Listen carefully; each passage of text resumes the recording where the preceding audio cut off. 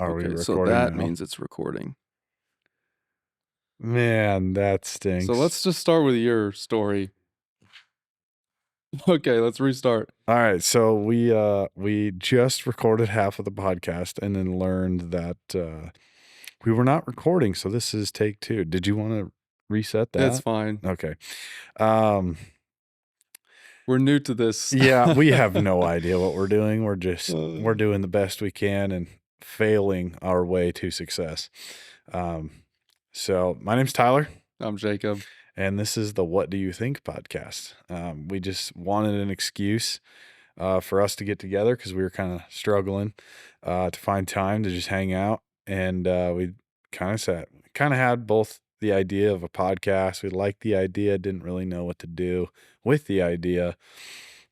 And we were like, if we start the podcast, it'd be a good excuse for us to hang out and chat. Because I don't know about you, but I don't think this needs to be super serious. Maybe we get there someday, but Maybe someday. it's just kind of two dudes hanging out. And it's cool to think that somebody else might watch this and get value out of it. But it's also cool to think that we could do this for 3 years and not a soul watches this. Yeah. And then we can look back in 10 years and be like, hey, wasn't that so funny? I know. Well, like, did you ever watch a YouTube channel called Roman Atwood Vlogs? Yep. Dude, so this guy, for those of you that don't know who this guy is or the YouTube channel, he basically started a YouTube channel with no intention of making money, but with the intention of recording his family growing up so that they have the memories to look back on. And he turned it into just a daily vlog. And it caught massive traction. He created a brand out of it. Has done a lot of really cool things with it. And maybe that's what this is. I don't know, but it'd be our friendship. We don't know where this is going to go. We don't know where God's going to take it, but we do know that it's kind of been fun. We've attempted to record what? This is technically episode 4 that Something we've like sat down, I that. think. We've been trying. Yeah, and between just equipment malfunctions and our own ignorance and trying to figure things out, it's been fun so far, I would say. It hasn't been super stressful, I don't think. No. But it's been a good excuse for us to hang out. So, a little bit about me. I grew up going to public school. Um, How old are I you now? Oh yeah, I'm 26. Yep. Um,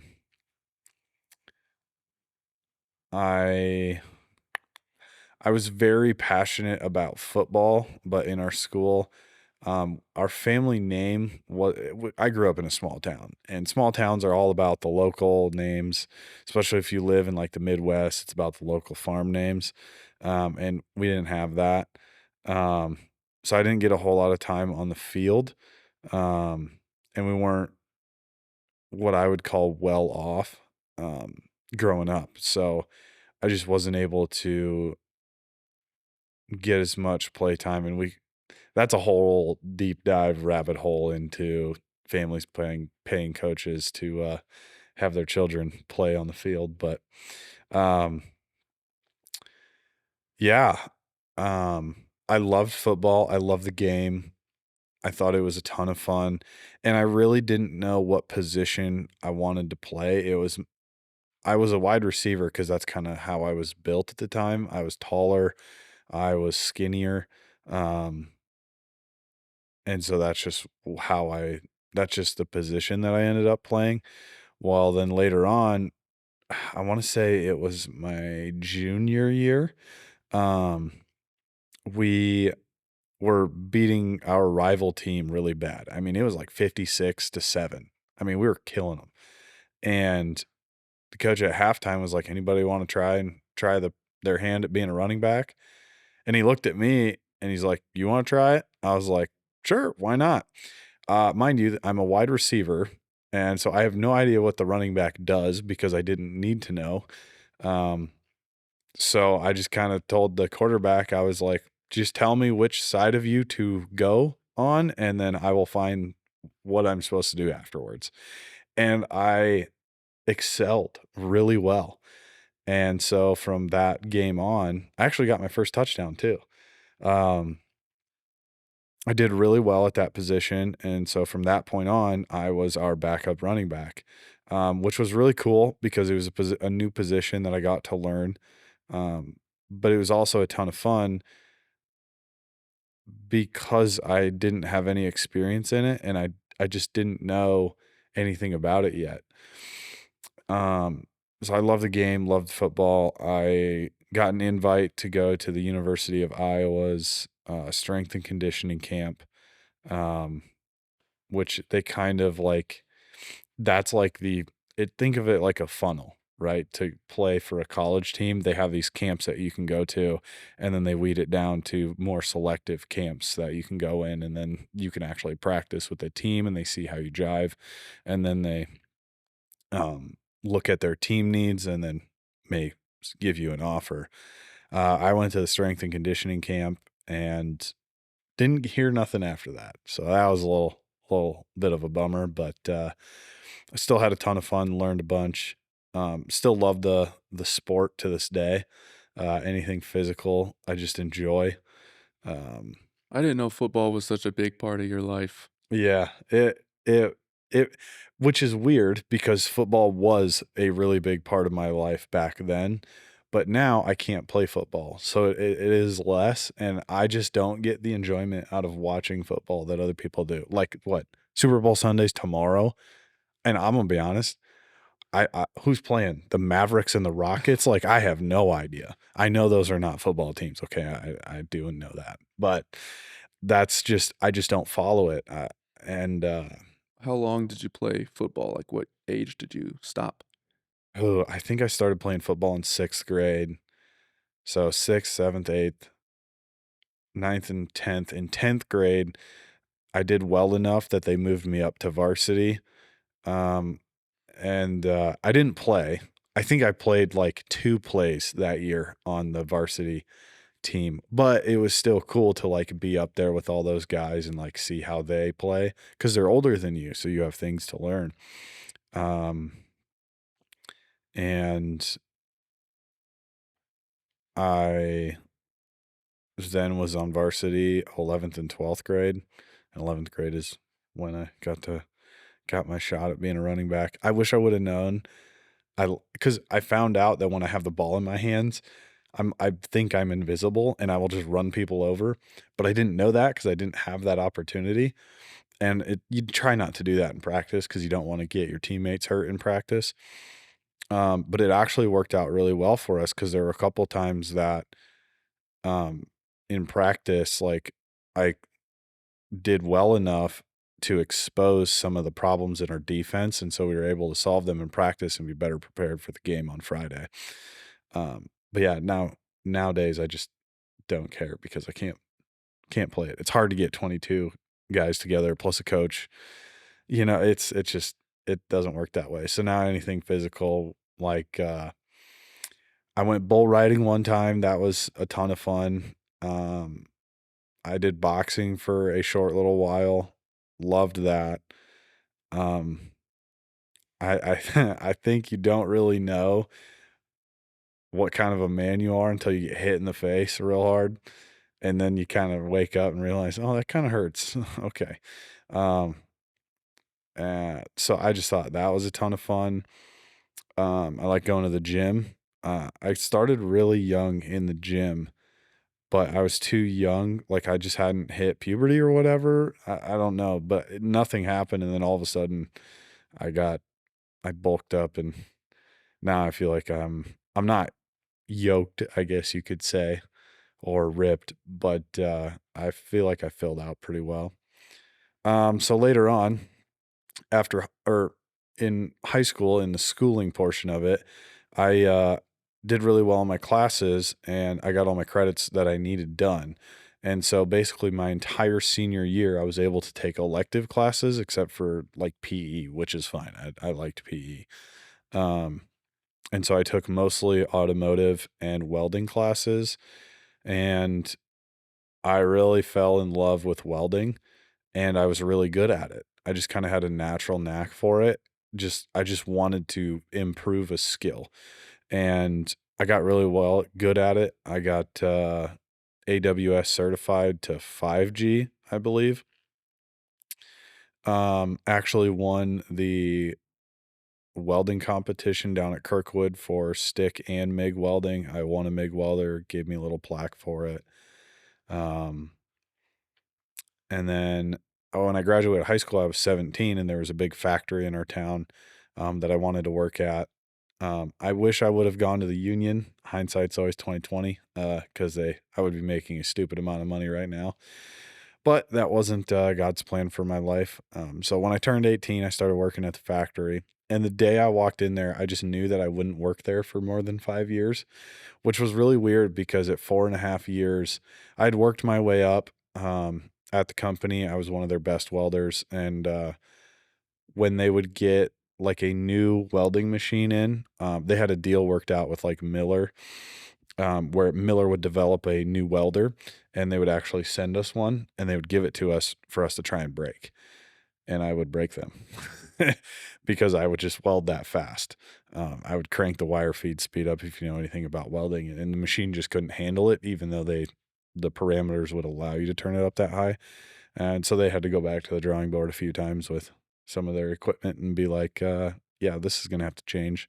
I actually got to go to the Miller Robotics Automation Training Center in Chicago, Illinois, which was really fun, and learn how to program welding robots, which is super simple. It's not as complicated as what people make it out to be. All you have to do is learn the robot's language. And then once you learn its language, you know how to like tell it what to do. And then it's super easy. Um, so I did that for Henderson's as well. I kind of wanted to start my own business. So I started my own business while I was there. That kind of started to take off and grow. And because it took off and grew, I couldn't work as many hours at Henderson's anymore. So I tried to go part time. There wasn't an opportunity there to do that. So I went and moved to Cedar Rapids and found a job part time welding down here. So I had more time to work on my business. Um, that continued to grow down here, started to get some bigger contracts. Um, and then COVID hit, and I did not want to get vaccinated for COVID. Um, and they basically told me I had to, and I told them no. And they fired me. And so I walked out of that building saying, okay, God, I'm going to take this as a sign to go full steam ahead into business, because that's kind of the only thing else that I got. I got to make money, I got to pay rent. And so I went full time into business from that point on.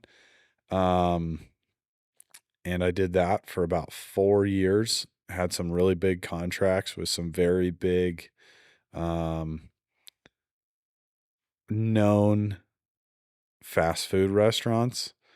Um, and then all of a sudden, they both canceled within a week of each other. So apparently, I missed some news press conference release or something because that blindsided me. And my company collapsed in on itself. That one hurt. Let down a lot of people, let down myself, but I also learned that I had my identity very deeply in the success of my company and not in something more stable. Um, and so I didn't really know what to do. At that time, my aunt also was kind of pushing me to go on a mission trip. And so I kind of said, you know what, whatever, I guess I'll go. So I went and I went on the mission trip. It was to Guatemala and never been on one before, never been out of the United States. And we got there and it was a challenge getting there in the first place. But the first day we were like packing food bags and we missed an item in one of the bags. So we had to open all of them up and try and find where the extra one got placed. Um, and after that, one of the missionaries there asked if he could pray for me. And nobody had ever asked if they could pray for me before. So I said, yeah, sure, not thinking anything of it. And the moment he opened his mouth, I just broke down crying. And kind of weird for I was probably like 22, maybe 23 at the time. Um, I was just broken, and I just felt the weight of God's hand on my shoulder and him say, "Stop trying to do life on your own." Um, and I just didn't know what to do, so I just cried, um, for, like, 3 hours. I mean, I broke hard. I was a very broken man.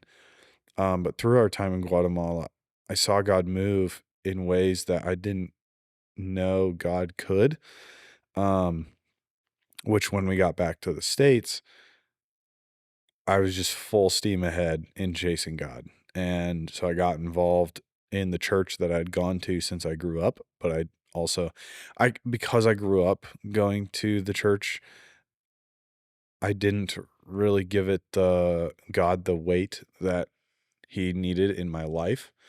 Um, and so I just got super involved in anything and everything I possibly could. There were definitely challenges along the way, in my own life in trying to do things the way that the Bible tells you to do them. Like I actually broke up with my girlfriend at the time, um, because we were doing some not so biblical stuff, and I wanted to pursue more of what God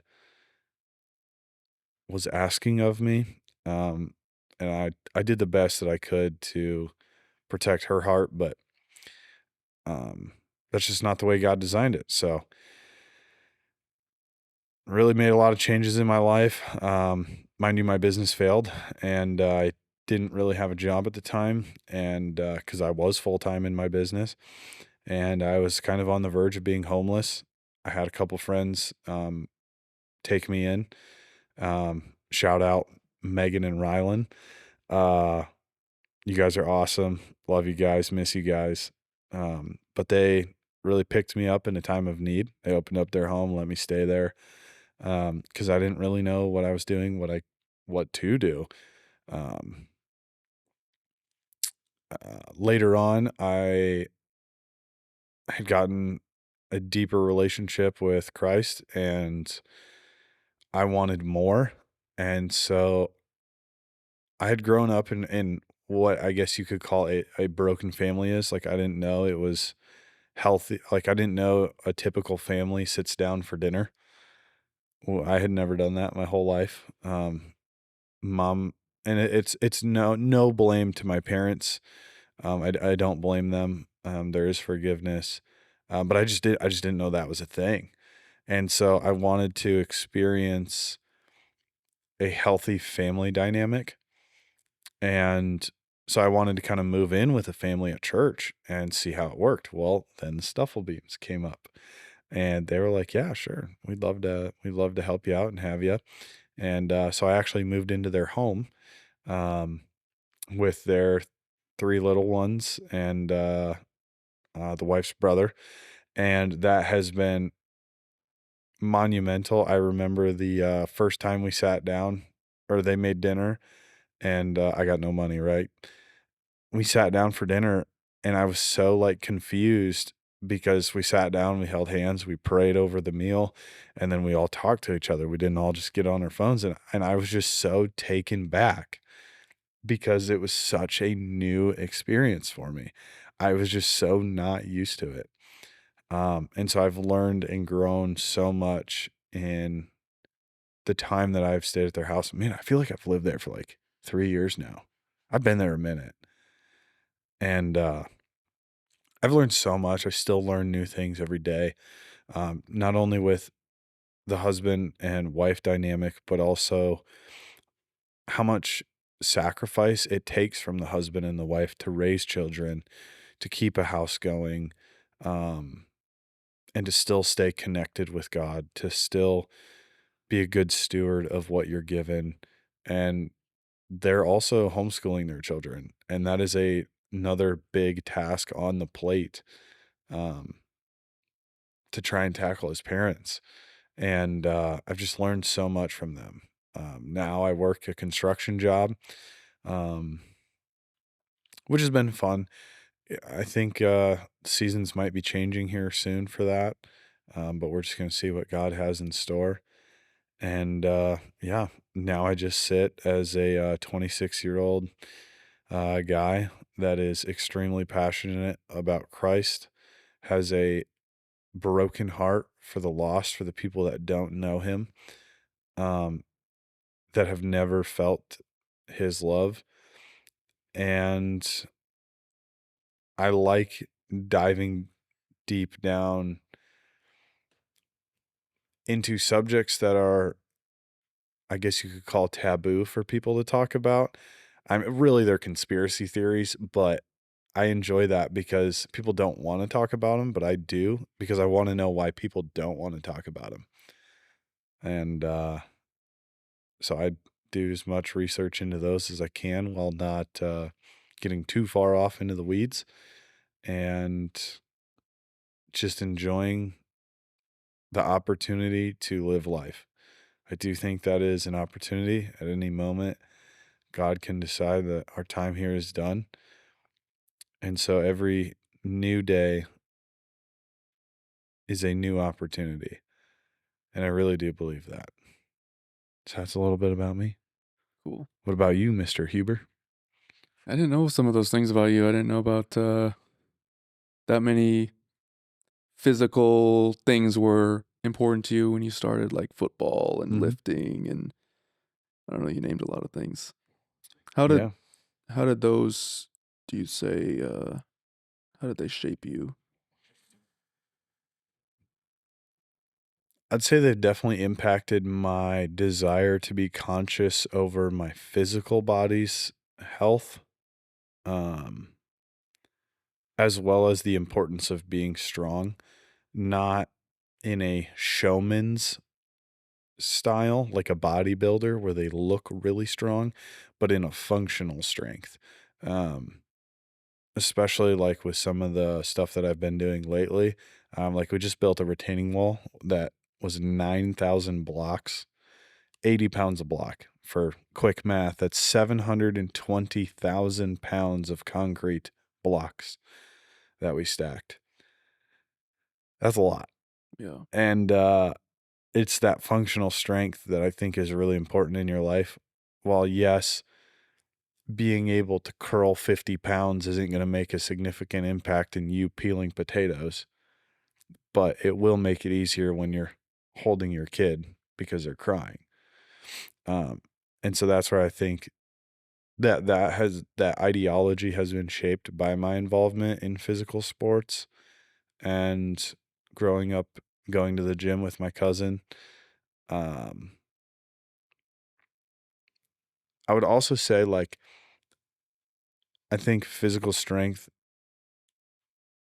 or being in a physical in a sports world where it is more physically demanding, um, that's also helped shaped my mentality for for physical things that are difficult to do, and helped to give me perseverance in them. So, fun fact: I'm training for a half marathon this year, potentially a marathon, but I think that might get pushed to next year because that's a lot of miles.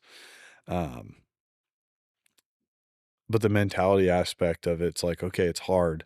That's okay. That's not a bad thing. Hard things are where your character gets shaped. Um, and it's where you kind of find out who you really are and how much perseverance you actually have. And learning how to, you know, keep running that that race in track and field, even though you want to give up. Um, Learning to um, keep running your routes as a wide receiver in football, even though your legs are on fire and you can barely catch your breath. Um, I think that's really helped with my mental perseverance and just helped me to get through some of the things that have happened in my life, but also will help me later down the road. Where do you think you got your discipline and work ethic? I would say I didn't really develop any discipline until I did 75 hard. So for those that don't know, 75 hard, you have to do two workouts a day, 45 minutes each. You cannot do them back to back, and you must Do one of them outside, no matter the weather. Uh, so of course I did it in the fall, which then led to winter. So I was doing it in a snowstorm and hail, and we had tornado warnings. It was crazy. But you also then have to read 10 pages of a book. You have to drink a gallon of water a day. You have to take a progress picture, and you have to do a diet of some sort. My diet was no junk food, which would be like ice cream, candy, popsicles, whatever. And you can't have any alcohol, which was kind of tough because I was 21 when I did it, which was interesting because when I turned 21, I didn't really want to drink alcohol anyway. So that was kind of easy for me to give up. Even though I could now legally drink it, it was weird. Um, so I'd say the discipline was developed then in that time. What was the other Y characteristic you asked? um, Work ethic. Were you always a hard worker or somebody who dedicates yourself to something, or did that come more out of necessity? Both. I saw how hard my mom had to work. She would come home from working a 10, 11, 12-hour shift, managing a fast food restaurant. She would come home, do the dishes from the night previous, make dinner for me and my sister and my grandma because she lived with us. And then she would go right to doing the laundry, putting laundry away, picking up our toys, trying to hang out with us, read us a bedtime story, and then go to bed. And seeing that work ethic of where she was always going, I think is just naturally ingrained in me, being by proxy. Um, but also out of necessity because a lot of the things I wanted, the only way that I saw to get them was to work harder. If I wanted to be stronger, I had to work harder in the gym. If I wanted to be smarter, I had to work harder at learning the material in the school book. If I wanted to be more popular, for example, I had to work harder at the friendships around me. Makes sense. Yeah. Guess I could tell my story now. Go for it, Mr. Huber. I'm 24 years old now. Feeling like because I had my birthday a few days ago, so I'm feeling like I'm getting up there, Mm. but I know I'm not that old. But life is just it feels like life's coming fast these days. Um, but as a kid, I was homeschooled, growing up, and that was good for me, I think, because I got to have that one-on-one learning with my mom teaching me, and I had more free time apart from school to be able to do things that were interesting, that were fun. Go out into the nature and go out, play video games. I liked video games, Minecraft. Oh yeah, I definitely spent my fair share of time. Oh, there was a it was man, maybe it was a DC. Is Spider-Man DC universe? Think so. But it didn't have Batman. Or was it? I don't even know. It's I don't Marvel know. these days. It's in the Marvel Maybe Cinematic. it is Marvel. It was like but it had all the, like, cool Marvel characters, and you could, like, make them fight each other. My dad Okay. and I played that for hours and hours and hours. I always played Mario with my dad. Mario Mm-mm. Brothers. Oh, yeah. Mario Brothers, I played with my sister, but Mario Kart, we'd go hard. Oh yeah. Me and my sister would get our dad would get riled up playing that game. He would throw the Wii controller on the ground. It was hilarious. That was fun. That's fun stuff. Mhm. But yeah, homeschooled, and then around 7th grade, I started at a private Lutheran middle school. I went there for 7th and 8th grade. And that was a difficult switch up for me because I was never a social, extroverted person. So Mm. trying to break into the already established friend groups was not easy. No, it is Um, not easy and whatsoever. I wasn't trying necessarily to break into them. I was just like, I'll just do my own thing and live my own life. And if they accept me, then great. Mhm. But they were really good people, good classmates. So they started talking to me and bringing me in, and it was cool. But since it was a private school, a Lutheran school, I think the expectations were higher than I had previously been used to. Mm. Because when you're in homeschool, you can, if something's more difficult, you slow it down. Something's easy, speed it up. But here it's like, okay, well, you got to get this done by next week or you're done. You Mhm. get a bad grade. So it was hard for me. And I was a perfectionist too. So they'd Oh, assign yeah. certain homework assignments, like taking notes over a history textbook thing. And I had a hard time taking notes because I wanted to take very detailed notes because of how the teacher instructed us to take notes. It was a very complicated note-taking system, and that just took so much time. But you still had your deadline, so you also had to cut corners to meet the Yeah. deadline. So my mom helped me with the history Mhm. notes. That was hard. That was hard timeline-wise, but my mom helped me until I could figure it out myself. Um, Thank goodness. I could not I don't Mhm. know if I could have done that. I would've. Shout out to the moms, cause man, they do a lot of work that I feel like is underappreciated Yeah, or just looked past because it's a daily necessity. But just shout out moms. yeah. So my mom helped me with some of the excess homework that I could not handle, and this was probably mostly in the first semester of 7th grade. Um, and my English teacher, I could not stand her because she was very, um, strict, I would say, I think was my perception, because she would say she was very much, um, "Do your best. Really think. Really apply yourself." And she would go into very complicated topics and make us try to learn them, because she Mhm. taught I think she taught English or language arts type things in college, and she was trying to prepare us. She said, "A lot of my college students had no clue about these grammar rules. They could not write, and Mhm. it's because their teachers in middle school never taught them Mhm. well enough." So she was teaching us. She said it was college level stuff, and it was difficult to learn a lot of it, like prepositions. You know what a preposition No, is? not a clue. She made us memorize a list of prepositions. Oh, is that like the prefix? It's like a I don't know if I can explain it, but there's prepositions and prepositional phrases. So, Mm. like, aboard the boat. Aboard is the preposition, and the boat is Mm. it completes the prepositional phrase. Mm. And so she made us memorize like 50 prepositions, and that was hard memorizing that many. Aboard, about, above, across, according to, after, against. I still remember Oh some of my them. goodness. But that was very difficult, but and I could not stand her. I was like, "I'm gonna quit. I'm done with this lady." But for some reason, over time, I started to really like her, and she ended up being my favorite by far, Mm. and a huge contributor to the person I am now, just because she engaged with me and my questions.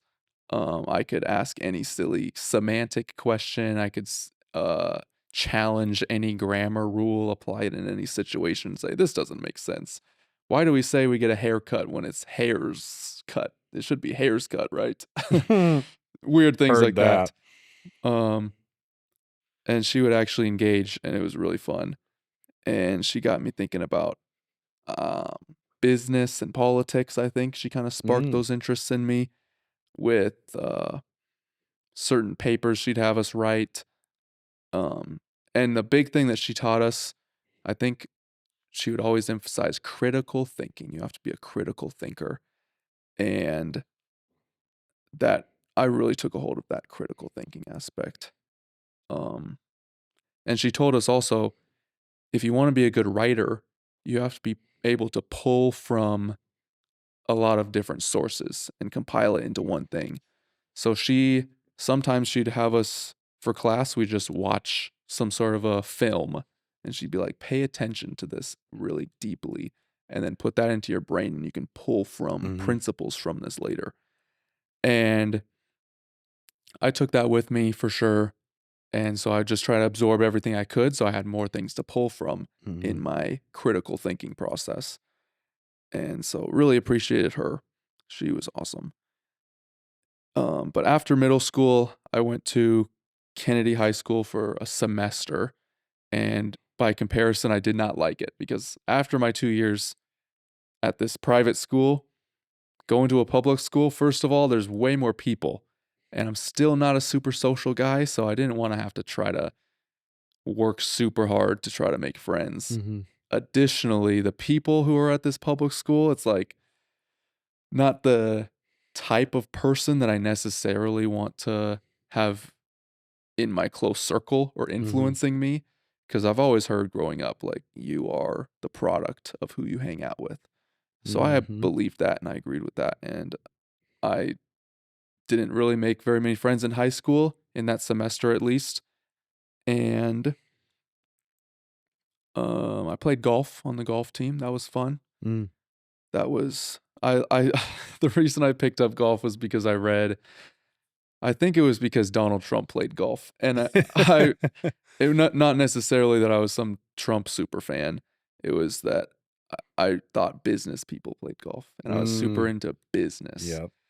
And during that time, I was also listening to a lot of podcasts and reading a lot of books about real estate investing, that was the niche that I was interested in.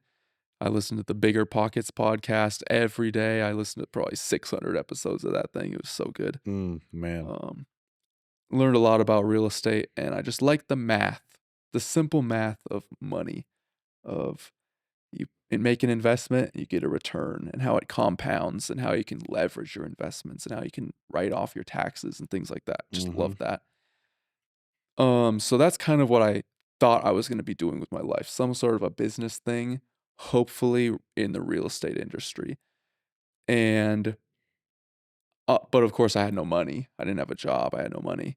So I couldn't just go out and invest in real estate. So I kept learning, and like I said, wasn't loving the high school because not only are the people there weren't really clicking with me, Mhm. but also the teaching felt very slow and not necessarily the stuff I was interested in. Mm. So we'd Yep. spend a long time learning something that I feel like I've already grasped right away. So I want to go, I want to move on, but we have to slow down for the people who it took longer to grasp. Yep. So after realizing that I wasn't loving that, I was looking into my options of what I could do, and realized I could just go back to homeschool and I can teach myself and do my own curriculum. So I did that. I started off being dual enrolled. So I went to Kennedy High School to play golf. Mhm. I didn't take any of the classes, but I was a part of the district. And then I taught myself everything else. And we had a teacher who had to come visit me like monthly or quarterly. Mhm. And she would always give these recommendations of like writing reports on books that I've read, or doing extra research on certain things, and taking tests that are created for whatever random thing that I was studying. And it just felt like I didn't like being put in that box of you have to do these extra things just to prove that you're learning Mhm. or whatever it was. And so we were looking into if there are other options for my homeschool path. And so I stopped being dual enrolled and I went independent. So I was able to really do my own thing. Mhm. Very, very few um, rules that I had to follow. And that worked great for me because I was able to turn every moment of my life into some form of schoolwork, some form of learning. So I'd wake up in the morning, I'd watch the news, I'd watch a documentary about some historical thing, and that'd be my history class.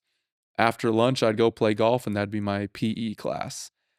I didn't have to do 6 classes a day, an hour each, switching. I didn't like the switching from thing to thing. Yeah, yeah. Um, I like being immersed in a topic, so I do, uh The rabbit holes. yes. I learned much better through that system, and I don't know if other people really do that. I've never really heard of other people doing that, but that's what I liked. So I do, uh, American history for 2 weeks, and then I'm done with that year's worth of American history. Mm. I do Instead of learning geometry, I do, accounting, and I just do accounting for 2 weeks, and I've learned a ton about accounting, and I'm done for the year on math, and I could just read books for my literature class, and that I was learning a lot. I really loved learning, and I was able to, because of that process, where I liked school, I liked learning, and I was able to learn the things that I liked learning. I was able to do school on weekends. I could do school in the summer, and I graduated 2.5 years early, which hypothetically, I probably could have just stayed in school technically, not gotten my diploma and gone to Kirkwood or some local college and gotten some extra credits. Mhm. But I didn't know what I was gonna do in college. All the people I listened to, the business moguls, they never went to college. Mhm. They say, "Go to college for the networking, go to college for something like engineering or, being a Doctorate. doctor." Yeah. But none of that stuff interested me, so I was like, "I'm just gonna get my diploma, and I'm gonna move on, and I'm gonna try to do something independent, for myself so I can make money based on how good I'm doing at the job rather than Mhm. making money just because I'm showing up." Right, right. I wanted upward mobility, and I wanted to be able to use my brain to advance myself. And I think at the time I was interested in aviation a little bit. I thought a pilot would be a cool job, but that, of course, would cost tens of thousands of dollars Mm. and take years and years and years. So instead of doing that, I got a drone because, hey, I can't fly Mm. an airplane, might as Yep, well fly a drone. yep. And the drone had a camera on it. So I started taking pictures with the drone. And I was like, maybe this is my business. Maybe I'll go door to door and say, give me 20 bucks, I'll take a drone picture of your house or something like that. Mhm. Or go to realtors and take drone pictures for realtors. But that got me down the rabbit hole of learning how to edit photos. And Mhm. that was a fun process for me because I liked critiquing myself.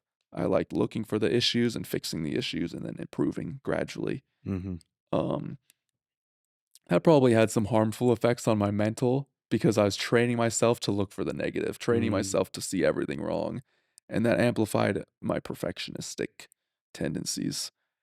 But I think we all go through periods of life where we are hypercritical of ourselves because I think most people want to do a good job, and we get hypercritical of ourselves because we do want to do a good job. And I think a lot of people like I know it's common now for people to say like, "Man, I just can't find any good employees," or like, "Good employees just aren't out there anymore."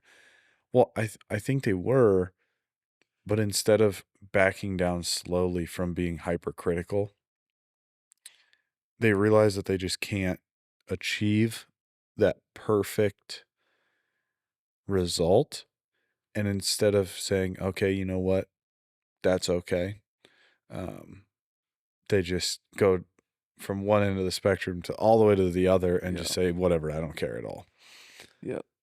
If I can't be perfect, then I'll Mhm. just no point in trying. Yep. Yeah, I could see that. But yeah, loved learning about photography, and while I was working on learning how to take drone photos and edit pictures, my dad was looking to buy some real estate for an investment, which I don't know if he would have done that if I didn't wasn't so hyper interested in that. I hope that I played a role in him deciding to do that. Ask him. I should. I feel like I have, but I don't know if he wants to admit it. I don't know. But Oh, dads. yeah. Dads would do be like that.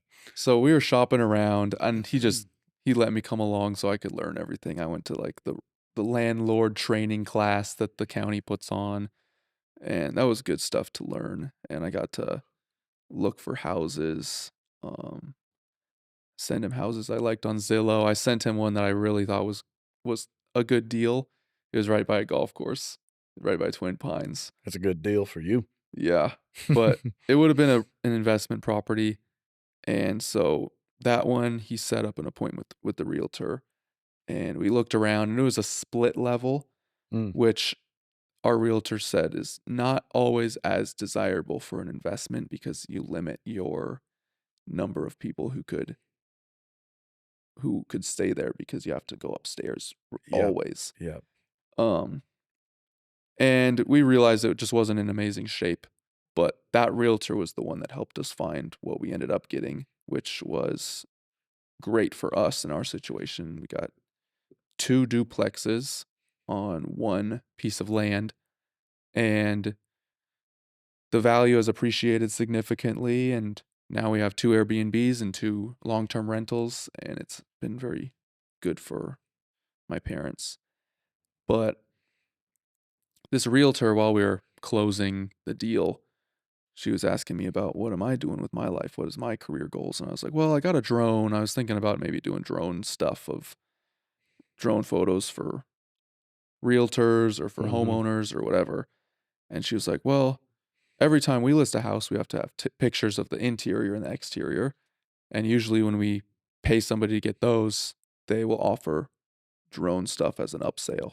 Mhm. So you could do all of it at once. And I thought about it and I was like, I like that because then I'm in the real estate industry. I get what I Mhm. want. I want to be in real estate. And I get to Mhm. work with realtors. Who knows where those relationships could take me. So I got a camera. I learned real estate photography, very complicated if you really want to do it on a high level, taking like 5 different pictures with flashes and different Mhm. exposures and then blending them in Photoshop. But I learned a lot of cool photo techniques from that. And that was my intro to photography. I branched off from that into headshots and portraits, but with those, you have to direct somebody in front of the camera. And again, I wasn't a super amazing people person. Mhm. So those weren't my favorite. I liked headshots more than portraits. I really do enjoy doing headshots, but real estate was my go-to. It was my number one. And but I got caught in a loop of constantly just trying to get better and constantly learning and Mhm. not so much saying I'm the best real estate photographer in town, which Right. at the time when I started, quite possibly I might have been. Looking back, there wasn't much competition Mm. and it was also just a difficult industry because you have to get a lot of recurring gigs if you wanna make Mhm. a lot of money. You have to be able to do 2 or 3 shoots a day if you Wow. wanna make a lot of money. That's a ton of editing. Yeah, and most people, they outsource their editing to somebody in somewhere overseas, and I did not want to do that because I was very perfectionistic. So I said, Mhm. "I'm gonna do all the editing myself. I'm gonna make it look perfect, and that's gonna be my edge, because I'm gonna be the best." And so I didn't have time really to do a lot of shoots, and I didn't have the confidence in my ability because I was stuck in this loop of learning and improving and being self-critical. So I didn't love to market myself. Mhm. So that never really took off, and I didn't know what I was gonna be doing because it wasn't having the success that I was hoping. So I was praying about what I was supposed to do with my life. I didn't Mm. know what to do, and I was asking, "What do I do, Lord?" And I felt like he was saying I needed to get a job, a normal job, which I did not want to Mm. do whatsoever. That's fun. Yeah. So, but that's what I felt. So I was like, let me just take a step in this direction and just see what there is. And I started looking at jobs and opportunities, and nothing really was clicking with me or Mhm. resonating or seeming like it would make sense for me whatsoever. But at this time, I had just been asked by some people in the church if I'd take pictures for them on Sunday mornings and maybe Mhm. at some of the events. And so I started taking pictures very regularly for the church as a volunteer. And I had a lot of fun trying to take the coolest pictures, the best pictures. And looking back, it's actually so funny how much work I put in, really trying hard to make amazing photos for the Mhm. church. And now it's like, yikes, those are unusable because I've improved so much. Um, Kind of cool. But because I was volunteering, I was getting more involved in the church. Um, and I was going to a lot of small groups and I was just really building relationships at the church. Mhm. And eventually one day I got a call from Pastor Nate and he said, would you be interested in applying for a job at the church? And he asked if I'd just be willing to come in for an interview and see what happens. And I didn't want to. I was like, "I don't wanna work at a church. I don't think that's gonna be very financially beneficial to me. I Mm, don't think that's gonna be very fun." But I took a step back and I was like, "Hmm." I felt like God was telling me to get a job, mhm, and I wasn't really finding anything when I was looking, and so I was saying, "God, if you want me to get a job, you might just have to put it in my lap," mhm, kinda thing. I said, "I'll look and I'll find something that makes sense, and if you wanna lead me in some direction, I'll go. But if you just drop something in my lap, then maybe I'll know." And this kinda just dropped in my lap, and so I said, I'll interview, I'll come interview. I'm interested." And I went through their interviewing process and told them my strengths and the things that I like to work on, and seemed like I was a very good fit for the mhm. role. And they ended up offering me the position, and that's where I've been ever since. I don't know how many years ago that was now, 3 or 4. Wow, Crazy how it's flown by. that is crazy. But it's been very, very good for me in many ways because I get to do a lot of the things that I like to do. I get to use my skills. I get to learn and grow, and I get to be around really awesome coworkers. I love my coworkers, Mm, the pastors and the other support staff. And I get to lead a Bible study, and I get to be a part of the young adult ministry in the church. So very, very good for me and my growth. And yeah, I'm also very interested in theology in the Bible and mhm. the details of scripture. So that was, It enables that, always learning yeah, I get to aspect. ask the pastors anything I want to know about, and they'll help me learn about it. And I get to feel useful when I am leading a Bible study, helping other Mhm. people understand. So that's been really fun. Uh, 10 years down the road, what's the plan? What's the goal? What are you shooting for? Yeah, I've been asked this and I think about this relatively frequently. And what I always come back to is I don't have a plan. Because I spent since middle school planning that I was going to be a real estate mogul, a businessman, and that went nowhere. Mhm. And it's not necessarily that the plan was bad or that it didn't help me get to where I am, but God will God pivots me Right. where he wants me to go. And I feel very confident that this is where he wants me right now. Mhm. So until he wants to move me somewhere else, I'm going to be very firmly planted here and growing myself in this situation. However, because the church isn't a big baller job working at the church, Mhm. I'm not making six figures. I'm not rolling in dough by any means. Um, I'm trying to be as financially responsible as possible, so I Yeah. don't spend a lot of money. Luckily, I still live at home. I don't have to pay rent as much as I desperately would love to own my own place or Mm. something like that. Yep. It's just if I get to save $1,000 a month, Mhm.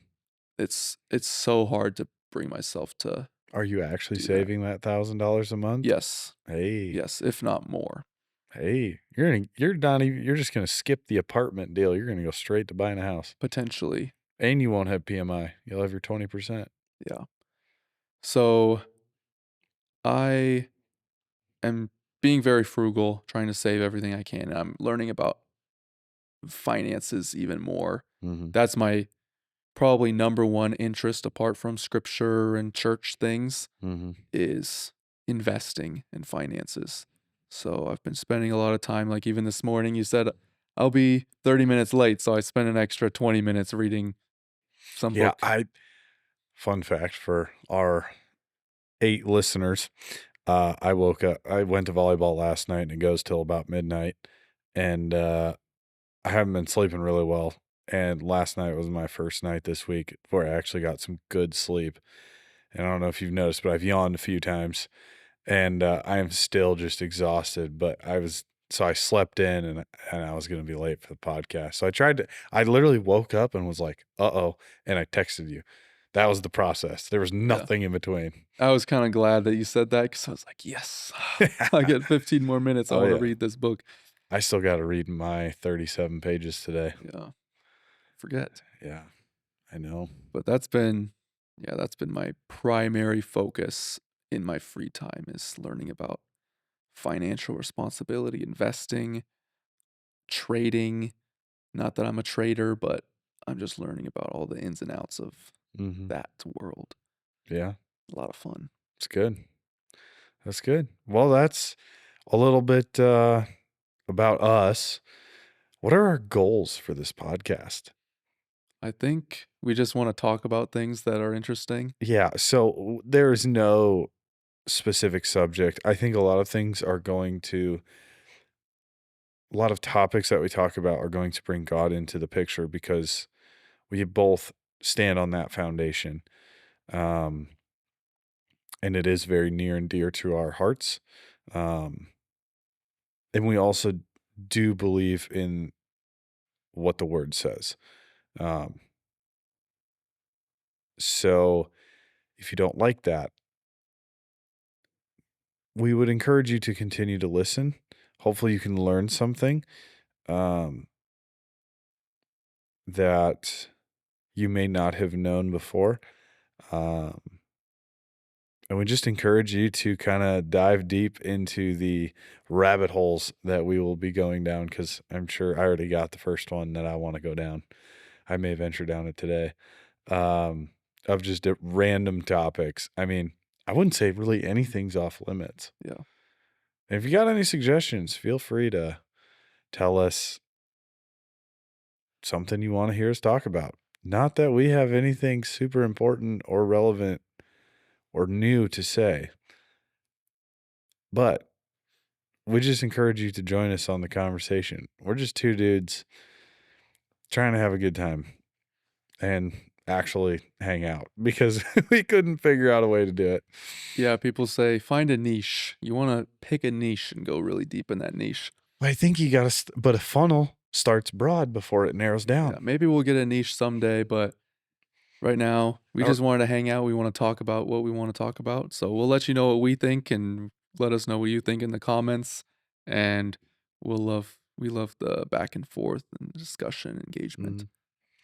Yeah. Well, with that, may God bless you guys, um, as well as us.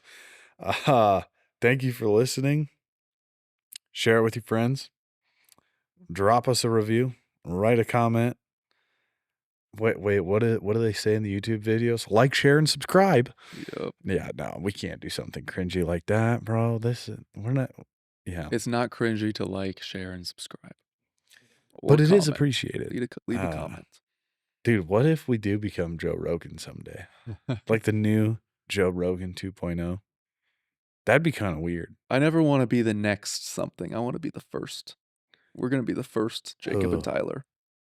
JT or TJ, which one? I I don't know. feel like JT sounds better, Maybe. but I also know a JT, so maybe that's why. See you guys. See ya.